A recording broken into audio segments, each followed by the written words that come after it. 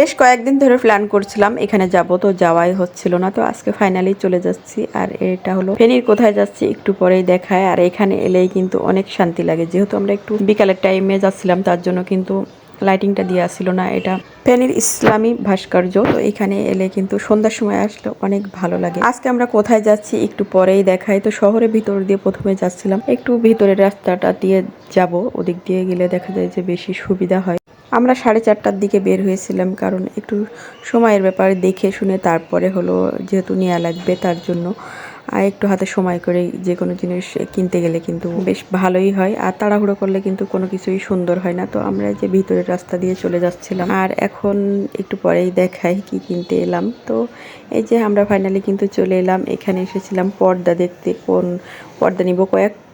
দুইটা তিনটা দোকান দেখেছি, যেহেতু এখানে অনেকগুলা দোকান আছে। তো বেশি দেখলে কিন্তু দেখা যায় যে আর চোখ ধাঁধায়ে যায়, তার জন্য কিন্তু বেশি দোকান দেখলাম না।